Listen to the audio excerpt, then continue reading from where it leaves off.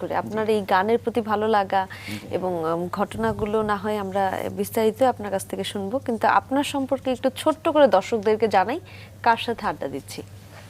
জি দর্শক, আমাদের সাথে রয়েছেন কাজী ফারুক বাবুল।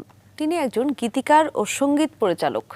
চাঁদ তারা সূর্য নও তুমি, ও পরাণের পাখিরে, রং নাম্বার টেলিফোনে, 90 দশকের এমনই অসংখ্য জনপ্রিয় গানের রচয়িতা তিনি। প্রায় 4 দশক ধরে গান লিখছেন কাজী ফারুক বাবুল।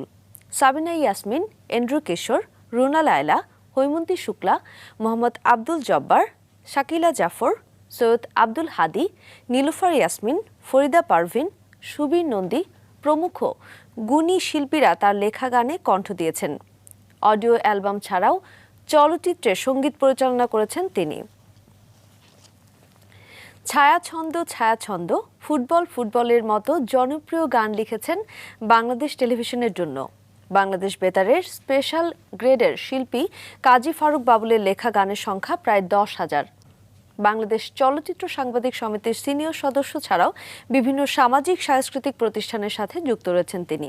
কাজের স্বীকৃতি স্বরূপ বাচশ্বাস পুরস্কার সহ পেয়েছেন আরও বেশ কিছু পুরস্কার। দর্শক চলুন তার কাছে আমরা আবারও ফিরি। জি, এগুলো নিয়ে আমরা শুনবো, কিন্তু শুরু থেকেই যেটা শুনতে চাচ্ছিলাম যে এই যে গানের প্রতি একটা ভালো লাগা, সেটা কি